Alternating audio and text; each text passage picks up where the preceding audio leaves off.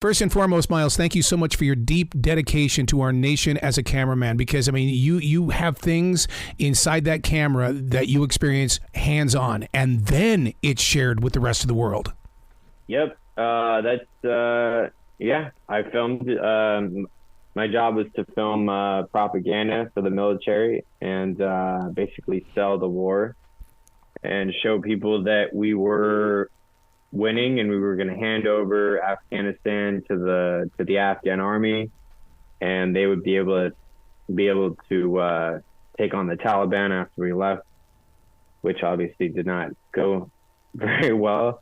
But at the same time, I was filming everything else that was happening.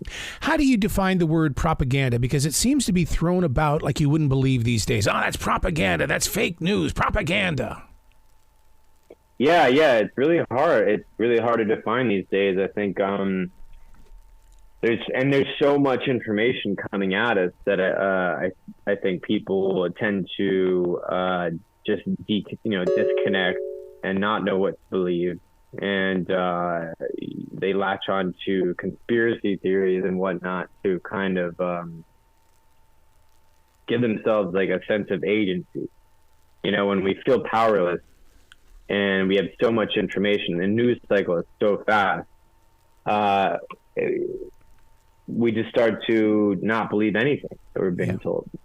But I would definitely describe the work I was doing for the military as it literally was called propaganda. I mean, it was a psychological. It was part of PSYOP, psychological operations. You know, and it was to one was to get the Afghans on our side, and the other was to sell the war to the American people, basically.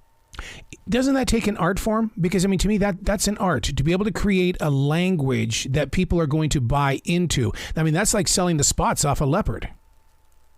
Yeah, it was tough. I mean, the main three things I couldn't show were like Marines smoking cigarettes. Okay. And Marines are always smoking cigarettes. No Marines cursing, and Marines are always cursing. And then no dead people. And in war, people are always dying. Wow. So cutting all those three out. I don't know if you call it an art form, but it was certainly. It was a lot of bleeping and cutting and Well, here's what I'm feeling when you're sharing that is the fact that, I mean, I've worked for a major broadcast company, and they would always tell me, quit being a rock in a stream. I need flow. And to me, you were answering their call. You were giving them that flow. You weren't standing in the way of their mission. Yeah. Not until I got out. Yeah. Yeah. Then I became a rock. So but the thing about it is, I'm blessed with the opportunity to talk to a lot of men and women who have served the military. Did you have to go through an editing process with this book? Yeah, of course. Simon & Schuster had Nick Ciani was my editor, and we worked together on it, and he did a great job, I think, and also. My agent and everything. So the military did not have to read the book then, like so many others? It's like, okay, you got a book. Okay, let's see if you're going to release any information. I'm not going to. I went through that process with the film. I'm not doing it with the book. Yeah. Sorry, Pentagon. Sorry, DOD. The name of the book we're talking. Yeah. Continue, please, Miles. If they want to sue me, they can sue me. I love that attitude, man, because winning is a choice, and you've got some fire, buddy. Oh, yeah. Well, I'm pissed. Yeah. You have every right in the world to be, dude. And here's how I can relate with it, Miles, and that is that as the production director of a major corporation, I was told to create commercials and use words that people didn't say. When it comes to an editor, I can make you say things that you did not. I never liked that feeling, but I was doing my job. That's what they told me to do. And to this day, I still hold on to that, and I'm still pissed off. Yeah, yeah. It's frustrating not being able to tell the truth, you know. Mm-hmm. Wow. To put this book together, was it great therapy, or was it an opportunity for you to say, hey, there's something you should know, and let's have a conversation about it? Well, it was both for me, naturally. Like, you know, with the film, the film was a lot harder to make because it was just rewatching the same footage of my friends dying or Mm-hmm. you know, getting blown up, whatever, and going through that over and over and over again. Now that was really tough. But with the book just kind of poured out of me. I think, you know, you're able to kind of make characters out of real people. Even you make a character out of yourself a Mm-hmm. little bit, Mm-hmm. you know. And so for me, it was the book was a lot more cathartic. Mm-hmm. Mm-hmm. So have friends picked it up and read it? And the reason why I bring that up is because one of my books, a friend picked it up, said, man, you're writing about me. That's me. Dude, that's not the way I really was, is it? Yeah, it's the way you really were. And it pissed him off. We broke up our friendship. Have you run into anything like that? Yeah, definitely. Especially on film, people do not like. You'll interview someone and they'll watch the interview and be like, "Wait, you can't. I don't want to be in this." You know, it's like, but that's what you said. You know, you said those things, and you know, I've even been guilty of that. You know, I've been interviewed and then been like, "Ah, shit, I said that," and so you lose friends. I lost friends with the film, the book, but it's also brought a lot of us together, you know. Mm-hmm. And yeah, it just it goes both ways, you know. There's a quote in here that really owns my heart right now, and the quote that you have in here: "Marines straddling the edge of chaos." Oh my God! I mean, that to me is like, give these men and women the love, the support, and be there for them, because by God, they're there for you.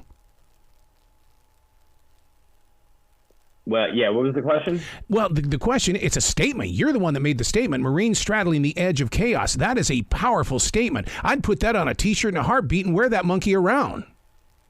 I actually didn't write that. It's on the back of the book. But take the credit. Take the credit, man. All right. Marines, yeah, make a T-shirt out of it. That needs some merch. Absolutely. Is there going to be any merch on this? Because I mean, right now, I mean, you've got the workings of being able to go out and do lectures across the nation about, okay, what is the truth and how much of the truth can we sell without having to, you know, cover it up with something else? Yeah. I hope so. I hope that I hope that I'm able to do that and people can hear the truth, and yeah, that would be great.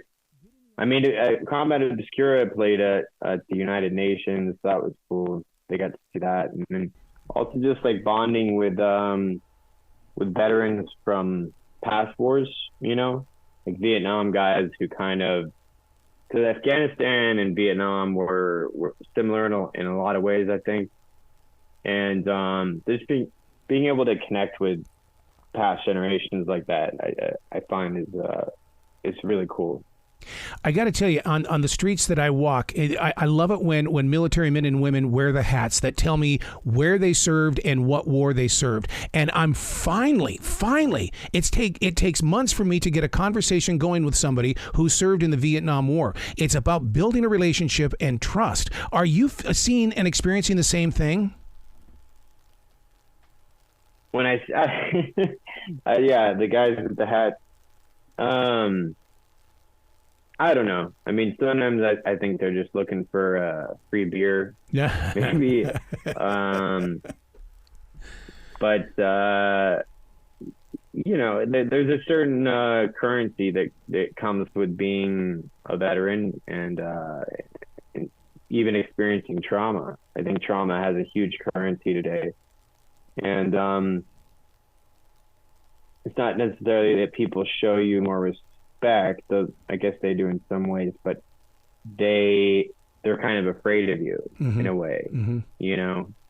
And I think that's why we get a lot of these empty statements like "thank you for your service" and stuff, is because people don't really want to have an honest conversation about what we did out there, you know, and in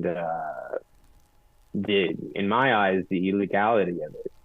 And so you're never going to see me walk around with a Afghan war campaign hat. Yeah, it's just not my vibe. Wow. Americans cast out into the desert. That is a vision that so many of us do not understand. We would see pictures, like you said. We bought what the photographs and the reels that were sent back to us, but we never really got to see the deeper, darker story of truth. Yeah. And like I said, there's been a lot of Afghan war documentaries that are really good, Restrepo, etc. But I think Combat Obscura and this book stand out because I was one of them, and I had an access to these Marines in a way that a civilian journalist didn't or couldn't.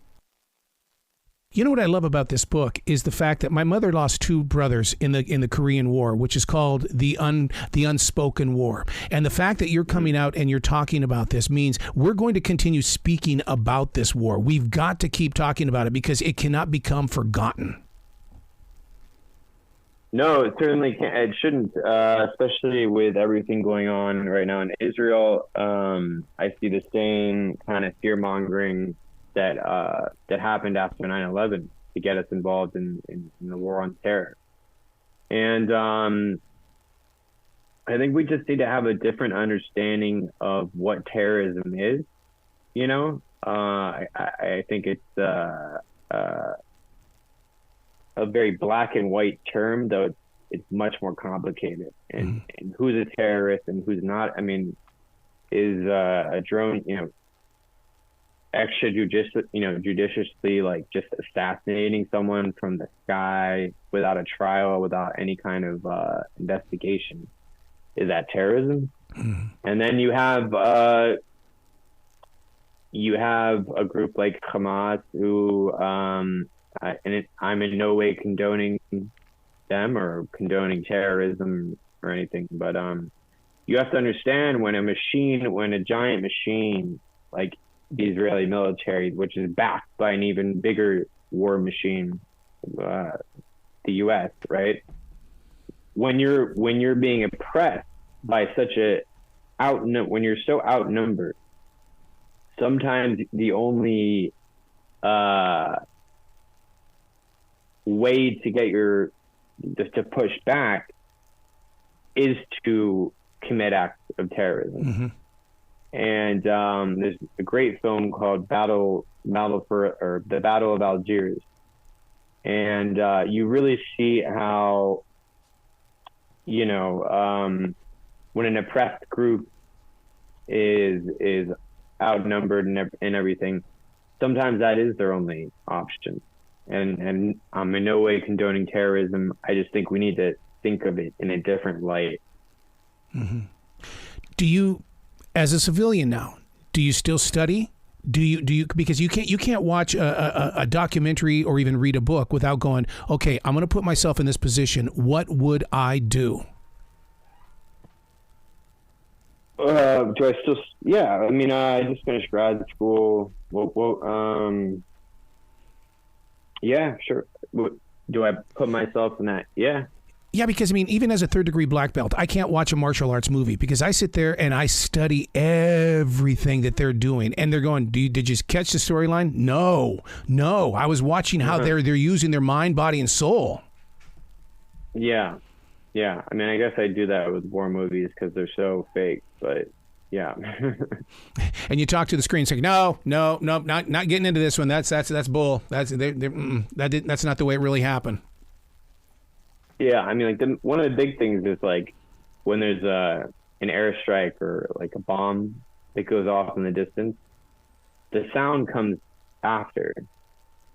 And so like in movies, it's always like the sound and the explosion happen at the same time. And that always takes me out.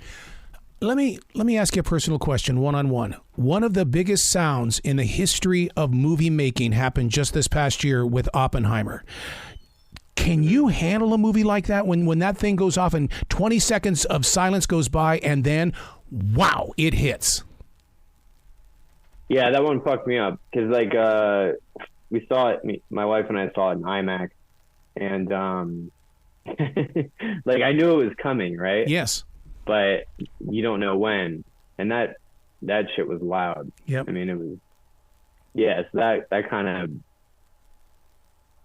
messed me up. Yeah. For the men and women that are listening, the rebuilding and the healing process takes so much time. Doesn't it start with communication and people like yourself just being real, being open with yourself and with your emotions? Absolutely, yeah. And honesty is key. I think there's a lot of war memoirs written by Navy SEALs and Special Forces guys that are not honest. They're very self-congratulatory. They make stuff up to make themselves look better, etc. I think honesty is, although it's hard to cope with sometimes, it's key to getting through this war and making sure that we don't ever do it again. Yeah. Have you found yourself in a position of, I forgive myself, Miles? Because, I mean, you knew what you were doing, but and you knew that it was wrong, and it does create anger, but have you forgiven yourself? Sometimes I do, and then sometimes I don't, It comes in waves. Like, I didn't really I had a lot of anger when I came back, but anger for like the wrong things. Mm-hmm. And then as I got older and more mature, then the guilt started to really hit, and then it kind of went away for a while, but then COVID hit, and we were kind of, for veterans, I think COVID was really difficult because it was just like all we were doing was there with our thoughts and like our memories, and day drinking and drugging and all that stuff. Yep. So yeah, it comes and goes, You said something a little bit earlier, and I don't want listeners to miss out on it, just in case they did, and that is that you said grad school. There are so many people that have the opportunity to do the same exact thing. What did you study? Film. Did you really? Oh my God, that's right up your alley. Yeah, I know. I never expected to be an author. Like, I never wrote prose. I just wrote scripts. I found I found writing a book very kind of fun in a way that screenwriting is not. Screenwriting is it's like putting together like a puzzle. Yeah. Every piece has to fit in to the action, to the story. But with prose, writing a book, you can go on tangents, and you can explore different, you can just, get poetic. You can change like the style. So it's like I find it much more liberating, mm-hmm. I've been a daily writer since July of 1994. I use a writing instrument. Did you start this book as a writing instrument, or did you go right to the computer? What do you mean? In other words, I'll give you a good example. Yeah. Well, I mean, God dang, if you used a typewriter, I love you even more. Jeez, I mean, there you go.